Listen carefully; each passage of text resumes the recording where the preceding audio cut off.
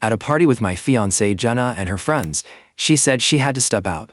1 hour slid into another until 2 full hours had passed. The longer she stayed gone, the heavier the unease in my chest became. I finally headed down the hall to look for her. Before I turned the corner, I heard her friends chatting in Spanish. They believed I only spoke English, which was their first mistake. That fool still has no clue, one of them chuckled. She is probably tangled up with Leo right now. Another woman snorted. Jenna said he is not nearly as gifted as Leo. Imagine being that clueless.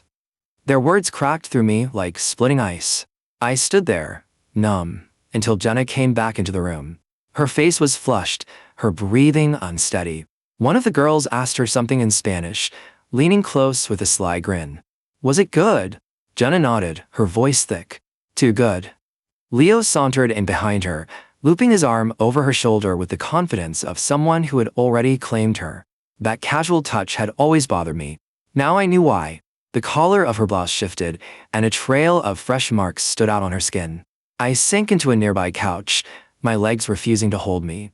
A cold wave rolled over me, stripping away the last of my denial. The group closed in around her, eager to gossip. They tossed teasing comments in Spanish, never considering I understood all of it. The more they talked, the clearer it was. Their secret language was nothing more than a shield they hid behind while laughing at me. Jenna drifted toward me, pretending nothing was wrong. She touched my shoulder and kissed me lightly, a gesture that tasted empty. Ignore them, she said in English. We always switch to Spanish when we get excited. Habit, you know? They took my silence as confusion, then pushed their vile game further. So, be honest, one friend said. Is Leo better than him? Jenna's smile said everything. Of course he is. Their laughter cracked like whips. Leo leaned toward her and whispered with a grin. Marry me instead. Why are you wasting time with him? She laughed softly and brushed him away. You are a distraction, Leo. Creed is the one who takes care of me.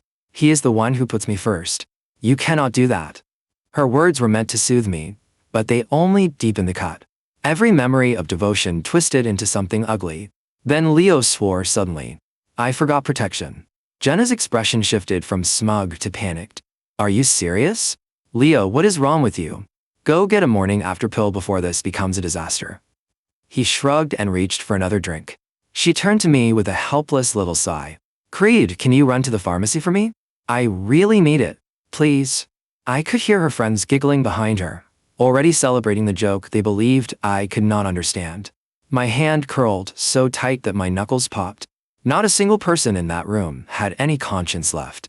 For years Jenna had painted herself as someone pure, someone who would never tolerate betrayal. She said cheating was unforgivable. She said loyalty mattered to her more than anything. Every word had been a lie. She must have sensed the change in me, because her confident smile slipped. Creed, are you okay?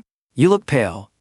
She reached toward me, and the scent that clung to her skin made my stomach twist. I stepped back. Jenna, we need to delay the wedding. Real fear flickered in her eyes. She clutched my arm. What are you talking about? I pulled free and forced a calm smile. We are rushing. Maybe you should enjoy life a bit more before we settle down. Relief washed over her so fast it stunned me. She hugged me tightly, whispering about how considerate I always was. Then she looked over my shoulder and smirked at her friends, who erupted in laughter. Simp, someone muttered. What a perfect little servant, another added. I let the insults roll off me. They thought I was spineless. Let them. People that ugly always end up humiliating themselves, without any help from me. I walked out and bought the pills. When I came back, the room was filled with shrieks of laughter and the wet sounds of kissing. One of the girls bragged about her hotel hookup. Another teased Jenna about juggling 2 men at the same time. Leo and Jenna were practically tangled up in the corner until they noticed me return. They did not even bother to hide the disgust in their smiles. The next morning Jenna told me we were going on a hiking trip. She made it sound romantic. At the trail entrance, her friends were already waiting, making jokes in Spanish about how easy it would be to sneak around behind my back. Jenna held my hand as if nothing were wrong. A few minutes into the walk, she stopped and pressed a hand to her stomach. I need the bathroom. Can you wait here and make sure nobody comes this way? Her backpack was heavy. I already knew what was inside. She had packed it the night before. She whispered to Leo about their plans while she thought I slept. I did not sleep at all. Instead, I sent a message to my supervisor. I accepted the transfer to the Paris branch. I was leaving the country. I would erase her from my life completely. Everything she had destroyed would be left behind with her. She all but skipped down the trail, giddy in a way I had never seen before. Watching her disappear between the trees made something twist painfully inside me. I followed from a distance and slipped behind the wide trunk of an old oak. From there, I saw the truth with my own eyes. A blanket had already been laid out on the grass, and Jenna dropped to her knees on it, pulling a thin silk slip from her bag. Leo took it from her hand with a smirk, telling her he wanted the honor of dressing her himself. Their laughter was bright and careless, echoing through the quiet forest. There was nothing hesitant about them. No shame. No guilt. Jenna threw her arms around him. "The ground is a little rough," she murmured between kisses. Leo touched her throat with his teeth. "You keep saying you crave excitement. Consider this another box checked." "You're awful." He laughed. "And your boyfriend is out there guarding the trail for us. Can you imagine a more perfect setup? Stop it. If he catches us, you are dead." Leo nudged her chin and kissed her again. "You would protect me. You always do." Hearing them was one thing. Watching it was something else entirely. The scene carved an ache through me that words could not reach. After a while, Jenna tried to pull away. "We should hurry. Creed is waiting." Leo did not budge. "Not yet. I am far from finished with you. I could not take any more." I turned back toward the trail. My steps were shaky. My thoughts were in chaos. That was probably why I slipped. My foot hit a patch of mud, and the ground vanished beneath me as I tumbled down a steep slope. I clawed at the earth and caught a thick root that jutted out from the soil. "Help!" I shouted. "Someone help me!" The forest swallowed my voice. My hand burned. My legs shook. I reached for my phone and called Jenna.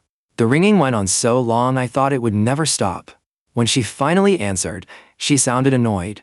"Creed? I am busy. Do not call me unless it is important." My stomach hurts. I did not bother acknowledging her lie. "Jenna," I slipped.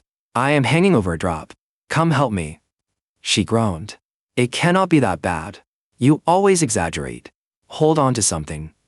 The root cracked in my hand. I fell. Rocks and branches battered my body as I rolled down the slope. Pain exploded through my leg.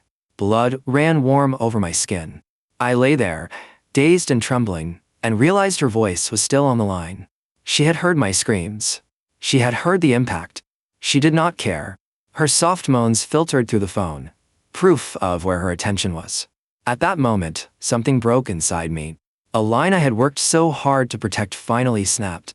Whatever love I had left for her evaporated. I was done. She never came for me, not even to check if I was alive. Night fell. I dragged myself toward the trail, inch by inch. A hiker eventually found me and called for help. The paramedics loaded me into the ambulance while Jenna and her friends drove away without a second thought. Hours later, my phone buzzed. Her name appeared on the screen. "Creed, where are you?" she demanded. I laughed softly, the sound empty. "That is my question for you. What is that supposed to mean? You disappeared after going to the bathroom. I thought you left me. I looked everywhere and I fell, and I hurt my leg, and I had no cell service." I was terrified. Terrified. For herself, not for me. I told her which hospital I had been taken to. Less than 30 minutes later, she limped into my room with Leo and the rest trailing behind her. She rushed to my bedside and clutched my hand as if she were the injured one. "This is my fault," she said, her voice trembling. "I dragged you out there. I should never have done that. I am staying with you tonight." I had no energy to fight her off. "You should rest. Your leg is hurt too." She shook her head fiercely. "I do not care about that. I only care about you." She settled beside me and peeled an apple, pretending to be the perfect, devoted fiancée. I ate the slices she fed me without tasting them. Then she slipped back into Spanish with her friends. "Good thing I faked the limp," she whispered. "Makes me look helpless. It explains why we took so long." "You are brilliant," one of them giggled. "Of course I am. Look at Creed. He has already forgiven everything. What a soft-hearted guy. Please. He adores me." My pulse went cold. Every word proved the same thing. She did not know how to tell the truth. For a moment earlier, I had almost believed her remorse. Almost. They continued chatting right in front of me, reliving their little forest hunt, trading stories about their partners, tossing smug glances in my direction, as if I were a pet they could laugh at. The day I left the hospital was supposed to be the day of our engagement party. I never planned to attend. While Jenna stepped into the ballroom in a dazzling dress with Leo hovering behind her like a shadow, I sat in my apartment, suitcase open, watching the security camera feed on my laptop. I had already accepted my transfer. My flight to Paris was in 2 hours. She searched the crowd for me, checking her phone every few minutes. Before she could call, my best friend Mark approached her with a glass of champagne. "Congratulations," he told her with a grin. "Creed takes commitment seriously. I promise you he will show up. But he has one flaw. He cannot tolerate betrayal."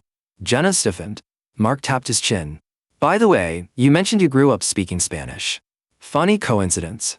Creed grew up in your region too. You two lived practically side by side." He reached into his pocket and pulled out an old ID. "Here, see for yourself." Then he switched languages with perfect fluency, his Spanish crisp and unmistakable. And in that instant, Jenna understood everything. Jenna froze as if her soul had been yanked out of her body. Her gaze locked on the old identification card in Mark's hand, the familiar town printed beneath my name burning itself into her thoughts. "That cannot be real," she whispered, a strained laugh shaking out of her. Leo looked just as lost, his brows scrunched in disbelief. "Is this some kind of joke? Tell me it is a joke." "A joke? Not at all," Mark replied. He slipped easily into perfect Spanish. "Small world, right?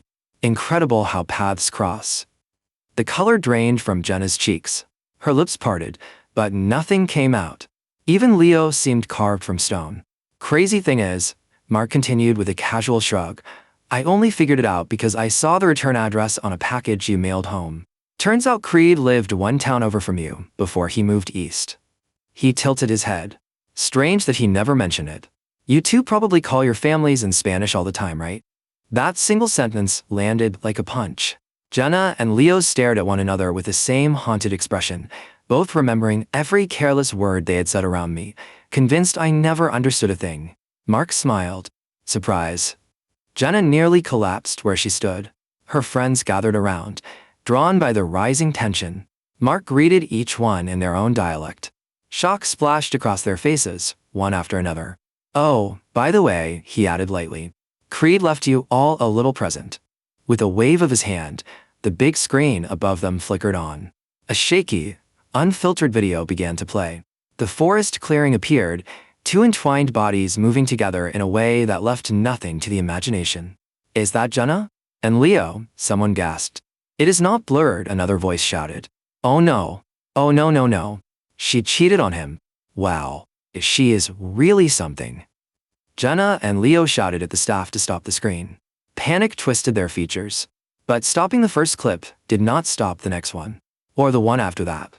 Each showed one of Jenna's friends tangled up with someone who was not their boyfriend. Their partners stared in disgust, then fury. Accusations exploded. A slap echoed through the room like a firecracker. "You lied to me. You are disgusting. It is not me. It is not. Turn it off." The room became a storm of shouting. People pointed, laughed, sneered. No one bothered to hide their disgust. Jenna snapped. She lunged for Mark and grabbed his collar. "You did this." A quiet voice answered from behind her. "No, I did." Every head turned. The shock in their faces when they heard me speak flawless, natural Spanish was priceless. Their expressions hardened as reality settled over them. "Jenna," I said, my voice steady in a way that made her tremble. "You made me look like a fool. You pretended to be pure, innocent, devoted. Then you and your friends mocked me like I was nothing. I warned you before.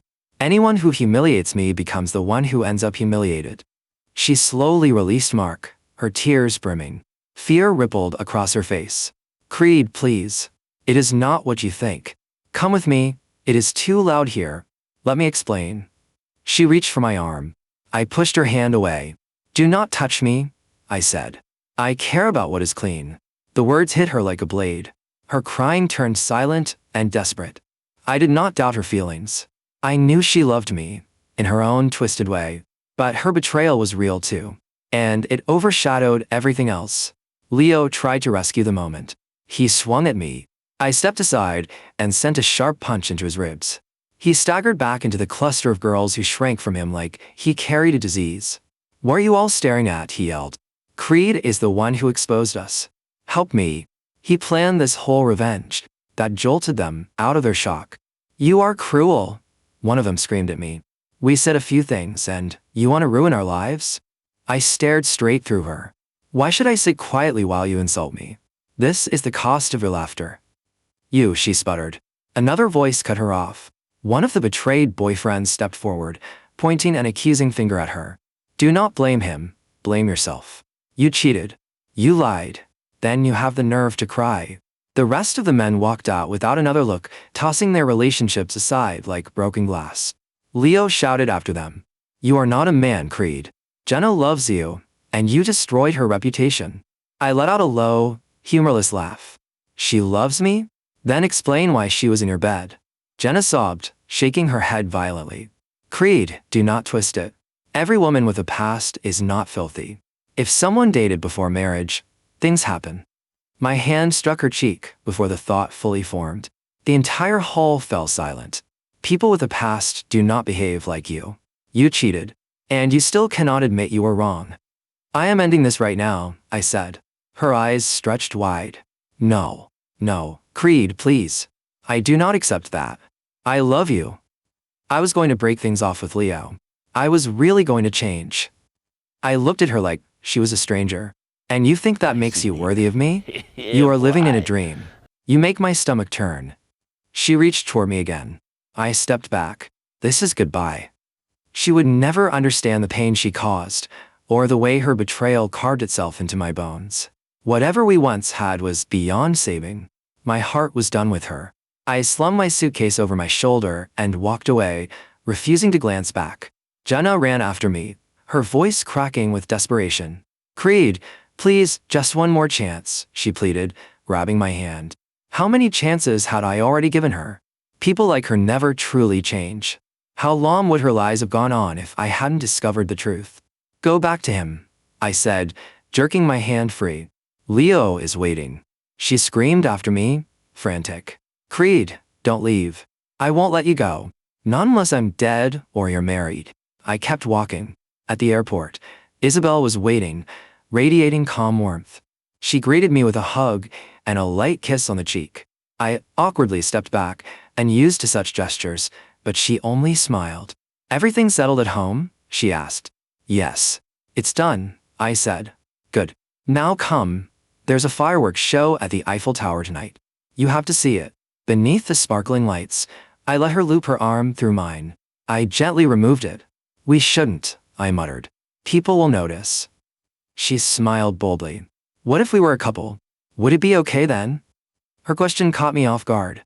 I had known she had feelings, but our professional relationship always kept distance between us. I just got out of a terrible relationship," I admitted finally. "I'm not looking for anything right now. I need to focus on work." "Then I'll wait," she said simply. She took me to my new apartment, right next to hers. The place was spotless, the fridge stocked, and she insisted on preparing dinner. Watching her move through the kitchen, unpack my things, I felt a strange warmth, calm, peaceful, like this was how life had always been meant to be. A quiet happiness Jenna had never offered. Then my phone rang. It was Jenna. Isabel answered. "Creed, where are you? Why did you sell the apartment?" "They kicked me out." "I'm staying with Leo." "Miss John," Isabel said, her tone cool, professional and commanding. "Creed broke up with you. That means he owes you nothing. The apartment is his. He may do as he pleases.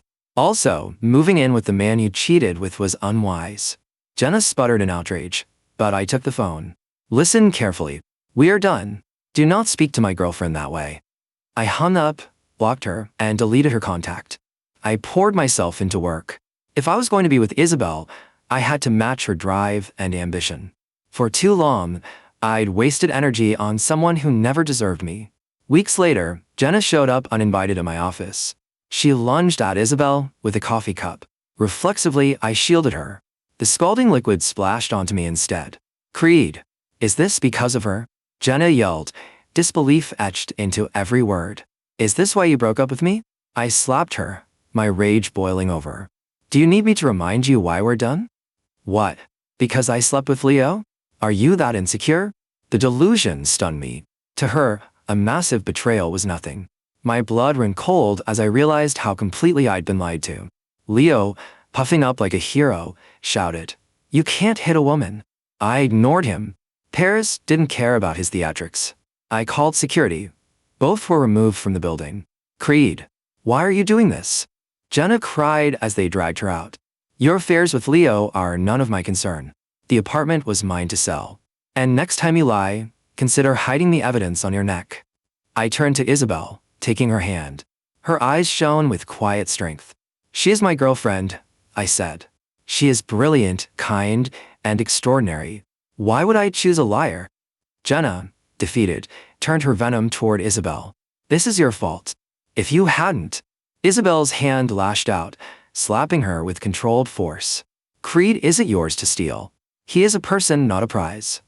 You were never in his league, she added coldly. Leo tried to step in, but I kicked him aside, and Isabel and I sent him tumbling into a trash can. Jenna collapsed, retching violently. She claimed she was pregnant. You always wanted a child, she gasped, grasping for my hand. I met her gaze with ice. Whose child? Yours or Leo's? Remember the morning after pill you never took? The color drained from her face. She had no lies left. I was wrong, she whispered. Goodbye, I said and walked away with Isabel. Her voice followed me briefly, fading into the city noise. Years later, back in New York on business, I met Mark.